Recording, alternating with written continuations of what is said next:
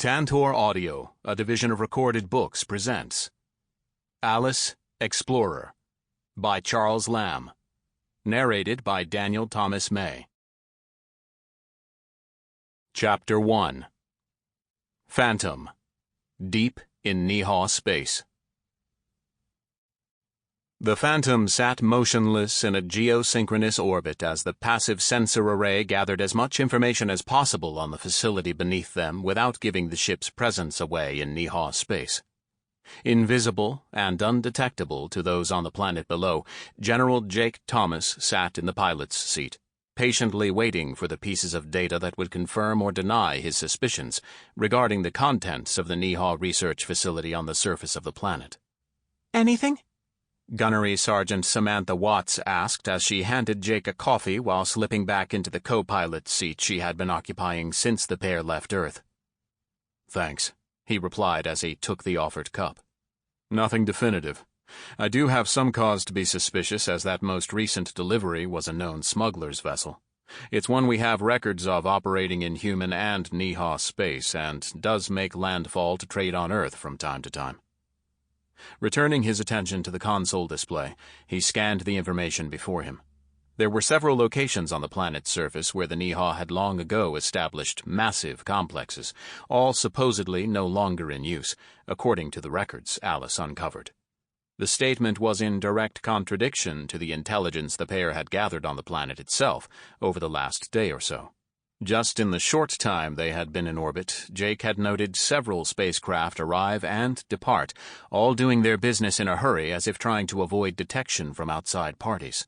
After spending a significant amount of time observing things below at various locations, Jake had settled on a smaller, out-of-the-way cluster of buildings to concentrate his observation efforts. "Scrapper?" Sam asked as she took a sip from the cup in her hand, referring to one of the many alien ships that had taken to visiting Earth for trading with scroungers in the cities. Jake suspected that the aliens were capitalizing on the humans' lack of knowledge on what was of value to the rest of the known universe in their dealings with various communities. He assumed centuries from now they would learn of the vast wealth they had allowed to be bartered away as junk. But for today, the precious metals at their disposal provided all they needed. Besides, the activity promoted trade with Earth, and that was more valuable to him at this time than the items they bartered away from the abandoned cities, left vacant after the NeHaw attack so long ago. Maybe, but it's also a great way to obtain a supply of human food right from the source. Once it's safe to do so, I will transmit the description of the vessel to Earth and see if there are any recent records of it visiting and what they acquired while there," he explained. "As it is, I expect to catch hell once we reappear. Sarah hates it when I take off like this," Jake added with a laugh. "I do hope there will not be any problems from your significant others when we get back. As it is, I am already envisioning the harassment I am headed for once we return home," Sam asked conversationally. "There better not be. This mission is a need-to-know event, and anyone you work with back home has no idea where you are or who you are with. As for Sarah and the others, they know better than to suspect me of wandering off the reservation. I have enough woman troubles as it is. Why would I be searching for more?" He finished with a laugh that hinted at more truth than he cared to expand on. "I am still wondering, why me?" Sam asked. "For this mission? You are a proven asset, someone I can rely on and don't want to kill after a week or more in close quarters," Jake said absently as he scanned the latest readings. "This ship is much larger than that last shuttle you had," Sam laughed, nodding at the compliment. "Also, Phantom is still a bit of a secret, as we don't want the NeHaw to learn we have cloaking capabilities. Choosing you means I don't add to the number of people who know of its capabilities," Jake added. "Besides, if the opportunity presents itself and we can rescue the people I believe are on that rock, a combat-trained Marine is always my first choice for backup," Jake said with deadly seriousness, while motioning at the weapons locker behind them. Space Station Beta. Beta was just settling into her role as guardian at the edge of the galactic frontier. She was located almost exactly opposite her sister, Alpha, who was positioned at the far edge of the solar system the humans called home. Alpha was closest to the NeHaw Empire, positioned at the faster-than-light drop point for interstellar travel. While at the opposite end of the solar system, the pair maintained a line-of-sight relationship to one another. Offset from the star separating them, the positioning prevented the sun from blocking the theoretical line-of-sight relationship that allowed the communication link invented by the Crustacea and used throughout NeHaw space.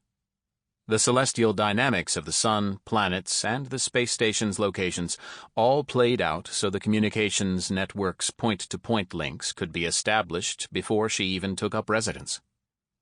A peculiar yet unexplained characteristic of the communication equipment provided by the Crustacea was that once it was connected, the link would stretch and shrink with the movement of the endpoints as they moved through the cosmos. That allowed them to quickly link up while in near space and maintain that connection during her travels to the far edge of the solar system. Even though she was at the very edge of the unknown, she was in constant contact with her sisters on Earth and in space, giving her a sense of community and security. The same closeness was not as evident in her human occupants, however. Beta, when is the next supply ship due in? April asked as she scanned the progress report Beta had provided her. April was sitting at her station in the command center, a skeleton crew dispersed among the other consoles throughout the room. Beta was aware that this was the young woman's first command, having been promoted from the position she held as a senior analyst in the Nevada Alice, the oldest of all the artificial life forms. She had been one of General Jake Thomas's early recruits and had some combat experience before moving over to a full-time operational support position. As the human face turned to the unknown beyond their own solar system, it was thought among her own kind that she was a good choice for this position, well suited for dealing with what may come. They are still 2 days out, ma'am, Beta replied to her commander. April is fine, Beta. We are very informal. Besides, I prefer to think that we are running this show together, learning as we go. You know, partners in crime, April replied with a laugh. It took Beta a moment to process the statement, as she hadn't been aware that they were operating a criminal endeavor.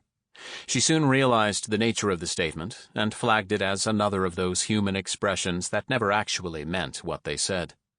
As with the question of the supply ship, she also knew April didn't want to know that it was 2 days, 4 hours, 13 minutes, and 8 seconds away. 2 days was all she required. The rest of the statement reflected on Beta's own newly created existence, giving support to the concepts of communal growth to 2 individuals new to their positions. As for the supply ship itself, they had more than enough supplies on board the station already to last the current human occupants for months. It was the additional personnel on board that had April's interest. The small operational staff currently stationed here were looking forward to the new faces that the increased population provided. Unlike Beta, who could reach out to her sisters with just a thought, there was a particular benefit to close physical contact between humans that added meaning to their lives. Okay, Beta, let's start the workday, April said as she rose from her seat to begin her rounds. Yes, April, came the reply. Lanai Alice Facility. Jacob was sitting in his office in the Lanai Alice facility, doing his best to concentrate on the long list of issues before him, but he couldn't keep his focus.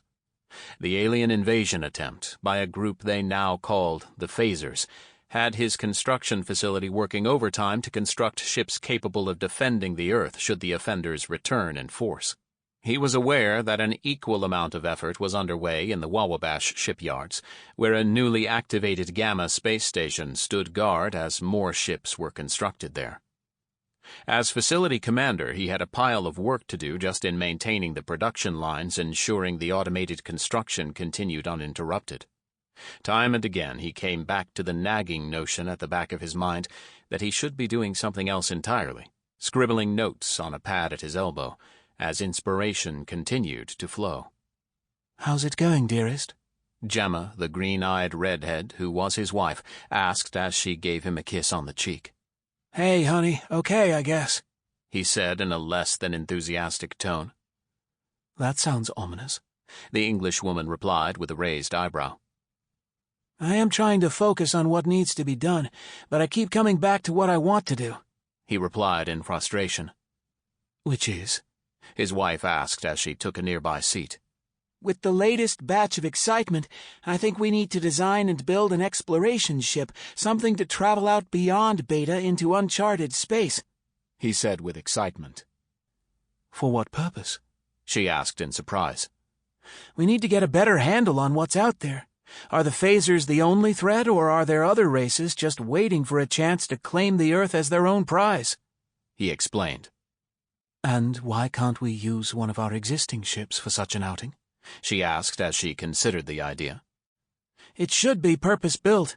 Even the NeHaw recognized the need for an exploration-class vessel, specially outfitted for traveling the unknown. It should be nimble but well outfitted for any contingency, able to land if necessary, but equipped with a survey shuttle as well to be able to keep a safe distance when needed. An onboard fabrication shop as well, Gemma added as the engineer in her kicked in. Exactly. You can't give them everything they need, not enough space, but you can give them a place to work in and everything they need to build it. Jacob nodded with a smile. Have you talked to Jake about this yet? Gemma asked in a tone that suggested she knew the answer already. No, nobody can find him. Sarah is dodging the question, so he is probably off on one of his secret boondoggles, I bet. Jacob replied in frustration with a tinge of humor. Well then, I say we get started on a design. Once your grandsire learns of your efforts, I am quite positive he will be of a like mind, Gemma said as she took her husband's hands in hers and kissed him firmly on the lips. Cola, patrolling human space lanes. Tim Thomas, Jake's oldest son and the newest military cadet aboard the space carrier Cola, was deep in his studies as he sat alone in his room. His mother had assumed the responsibility of heading the medical staff aboard the vessel as he had volunteered to take up the challenges presented to his dad. Kathy's responsibilities frequently had Tim fending for himself, something he found preferable to being constantly supervised by an over-attentive mother. In the midst of driving off an alien invasion of Earth, the Alice community had proposed a drastic move to their human partners, one specifically intended to safeguard their dependence on Jake and his legacy. The choice to send Jake's genetic offspring to the stars had been controversial from the start, but it was Tim who had come forward and offered to take the first step in meeting the need. Continuing his education aboard Cola, he was the youngest cadet in the ship's complement and held the lowest of the midshipman's rank. Still, a significant point of pride for him, as his peers were all several years older. Cola, when is my next class? He asked aloud as he scanned the amount of material still in need of review before his next exam. You have several hours before your astrophysics class, she replied. Having grown up with direct access to one of any of the several artificial life forms that made up his parents' world, he was less in awe of them than most. He had been taught to treat them as any other person, with respect and not as a servant. They were to be valued, a concept every teenager struggled to apply to any authority figure, especially parents.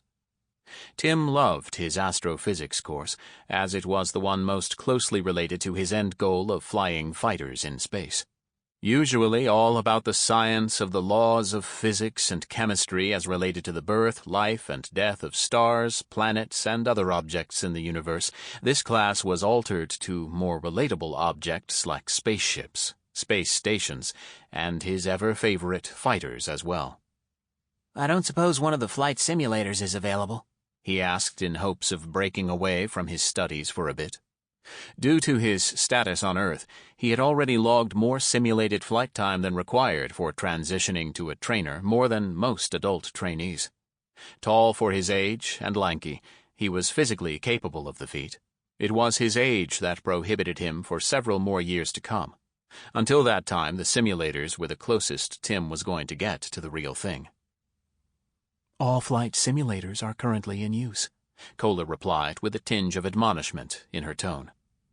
Figures. Well, I guess the galley it is then, he said with a sigh as he rose, as eating was his second favorite pastime. Phantom, deep in NeHaw space. Jake couldn't help himself. As he sat high above the surface of the planet, He became more and more frustrated at his inability to determine the presence of his missing crew. At this point, a negative answer was just as good as confirmation, as it would allow him to begin his searches elsewhere. "Okay, I think we need to go down and take a look for ourselves," he said absently as he began flipping switches and pushing buttons on the control panel. "Down there?" Sam said in surprise. "I've been scouting the area, watching their routines, and they never leave the facility on foot. They either fly in and out or use ground transportation. We can put down here and make our way on foot over to this building where we can see if we can get a look-see inside," he said while outlining the plan on the console display holding an overhead image. "And what makes you think there are no security monitors or sensors around the buildings?" Sam asked with skepticism. "Check this out," Jake said in reply. While the planet was not an Earth-type environment, that didn't mean there was no wildlife below. The area around the facility in question had heavy vegetation, all in colors atypical of human experience but native to this planet. The expected greens and browns were all replaced with oranges, reds, and purples. The atmosphere was thick but not with gases consistent with supporting human life, and the surface temp in that area was a balmy 110 degrees Fahrenheit. "Are those animals?" Sam asked Jake as she pointed out the various heat blooms the scanners painted on his sensor display. "Yeah, as best as I can tell, there is a strong mix of herbivores and carnivores inhabiting the general area. I suspect they keep the indigenous looky-loos away and those captives inside from wandering off. Besides, if they have humans down there, they will have to be kept in a special environmentally controlled area. I am not even sure how compatible the NeHaw are to this place," Jake said in a questioning tone. "And are we going to be wandering around down there?" Sam asked once more with hesitation. "I think I can get us very close to this end of the complex. This clearing here seems to be a natural void in the ground cover that allows the wandering herds to see sunlight from time to time," he replied, referring to the shadows the heavy plant life created across the surrounding area. "And all that traffic would make it impossible to secure with sensors," Sam confirmed aloud. "Well, that's my thought. The cloaking on the ship should keep us hidden until we land in the surrounding vegetation, and once outside, our suits should mask us from the usual detection systems," Jake explained. "Yeah, once we hit the ground, our BDUs are fully capable of camo matching the vegetation for visuals, and the thermal signature should be easy to match with the local atmospheric temperatures," Sam said thoughtfully, knowing their suits' environmental controls would be doing more to try and cool them than hide the heat signature. Moving to the rear of the craft as they talked, both had begun to gather the gear they would need to exit the ship safely and move onto the planet's surface for a period of time. "Do we need to wait for local dark?" she asked as she began to pull equipment from the assorted lockers. "Actually, it's better if we go in the daylight.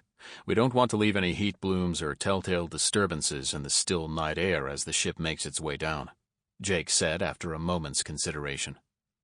Jake gave no notice as Sam began to strip to her bare skin, the undergarment most effective when worn without anything between it and the human body. Only seconds behind her, he mimicked her efforts, and soon the pair were redressed and ready for action.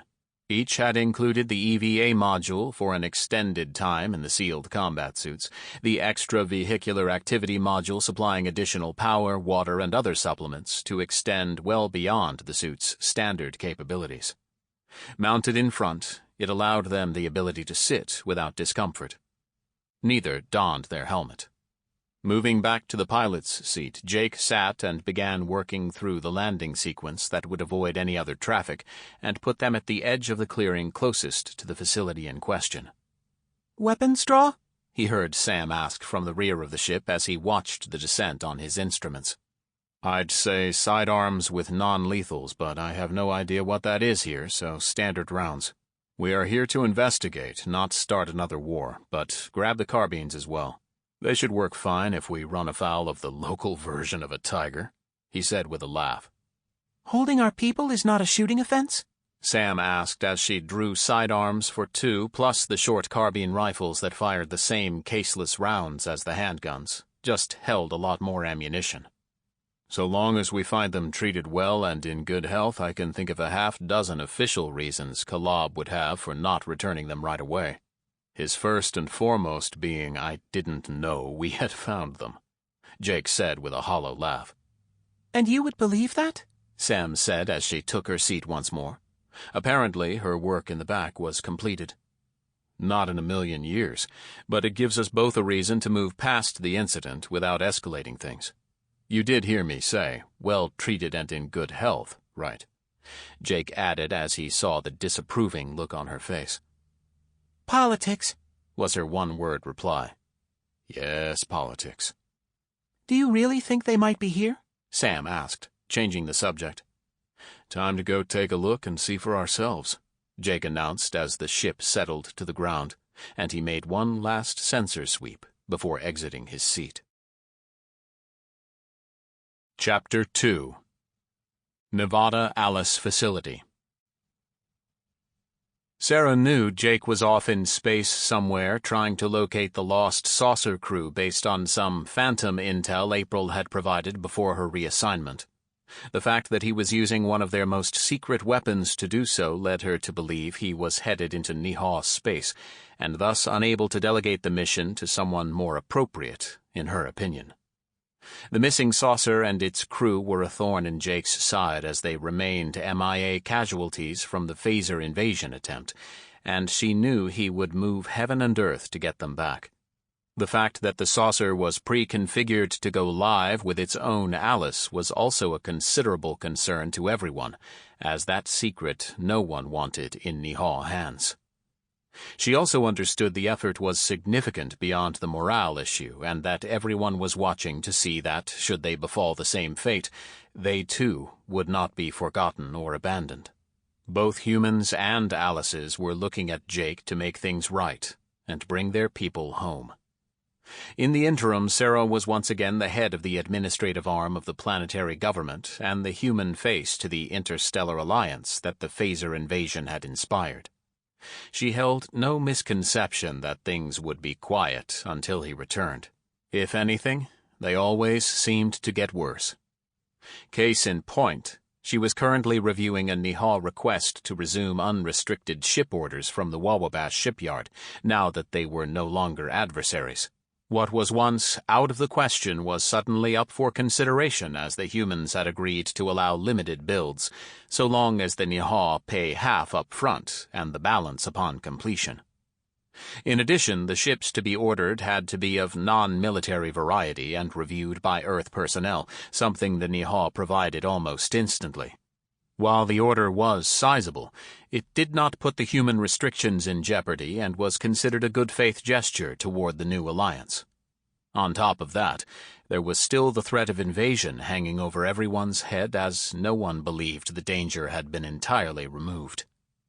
With the NeHaw withholding their half of the combination that rendered the phaser phase shifting useless, they were dependent on a fully populated NeHaw fleet to meet the needs of the challenge. No matter how she tried, Sarah could not see past the opinion that they were rearming an old enemy instead of shoring up a new ally. For now, she decided to defer the request for a few more days, in the hope of Jake's return and dropping the entire mess on his desk. Lanai Alice Facility. Jacob hadn't intended his little research project to become an obsession, but the more involved he got into the exploration craft design, the more excited he became. First, he requested Lanai gather everything the NeHaw and the Wawobash had on similar ships based on his functional requirements. He assumed many races had performed this activity over the millennia, and while not wanting to work with their preconceived notions, he also did not want to ignore the hard-learned lessons of others. Swearing his resident artificial life form Lanai to absolute secrecy, or at least as much as the concept held in the Alice community, he had her sifting through the information quickly and efficiently, as only an artificial life form could. He also had her focused on a side project attached to his work, one that held even more significant promise, should it be achievable. If this is possible, my sisters will want to do a lot more research than this cursory review, Lanai began. If this is possible, it will become an initiative of its own, Lanai. You and I both understand the implications for all of us. I do appreciate the inspiration and the motivations, but I fear the impact, she replied with a very believable, worried inflection in her voice. Well, that's for the others to work out. We just need to establish the feasibility, Jacob said optimistically. Phantom. Deep in NeHaw space. There is some sort of vent in the wall here. I'm not sure if it's going to take us where we want to go, but it's a start, Jake announced as he and Sam made their way along the structure's outer wall. Jake had done his best to settle Phantom in the clearing without creating a significant disturbance with the plant and animal life there. Once they were sure the larger predators were elsewhere, the pair exited the ship and headed along the game trail that led near their destination. That last few yards had them crossing through thick vegetation, their BDUs taking on the color match of their surroundings as thorns and barbs attacked the material with no success. Keep an eye out for unwanted visitors, he commented as he waved at the vegetation beyond while shifting his carbine to one side, so it hung on its strap at his side. Hands now free, he began pulling objects from a small pouch on his thigh. Inspecting the grating that covered the vent opening, he used the first item to cut an opening in the mesh just large enough for his purposes, about 2 inches high and 3 inches wide. Next, he pulled a rectangular box about the size of a deck of cards and checked it against the opening to verify it could pass through easily. Finally, he retrieved the control unit that would operate the miniature drone he intended to send into the facility ductwork. Setting the rectangle halfway into the opening so it sat on the grate itself, he activated the device and the control, syncing the video display to their helmets, so both he and Sam shared the feed. A marvel of miniaturization, the device had a tiny repulsor drive, power source, and a collection of cameras and other tools and sensors that aided its mission of covert insertion. Easing it forward, Jake watched in his display as it floated effortlessly deeper into the rounded ductwork ahead. He had to adjust the video as the light faded, only to compensate once more as it approached a fluttering barrier, better illuminated. "What is that?" Sam asked as she split her attention between the video window Jake provided her and the surrounding vegetation that was her primary focus. "Looks like a filter of some kind," Jake replied as he let the drone close the distance slowly. Just before it appeared that he would run the drone into the shimmering wall, he hit a button, and a laser lit up the surface, cutting a hole in the material just large enough to let it continue its travels. After passing through the filter wall, he noted the atmospheric readings changed to a NeHaw standard atmosphere. Pushing on, the drone soon found intersecting tunnels. "Right or straight?" Jake asked Sam on a whim. "Straight," Sam replied. "Straight it is." They kept at this for well over an hour, using the drone to wander the facility ducting and mapping the building layout as it traveled the tunnels. "To your left, what was that?" Sam asked at one point as they passed by a large opening in the ductwork wall. Jake backtracked and paused to do a visual sweep of an extensive open area. All over the floor space were tables and workstations, the occasional worker occupying the space. Jake could tell there was a mixture of NeHaw and other alien species, some in attire that he took for environmental support equipment. Everyone seemed relaxed and unhurried as they addressed their assigned tasks. "Over on the far wall," Sam offered, excitement in her voice. "Well, there is our answer," Jake said in reply. On the far wall were transparent panels, behind which Earth humans could be seen moving about. They appeared to be in good health and were not in any Spartan internment-type lodgings as if prisoners.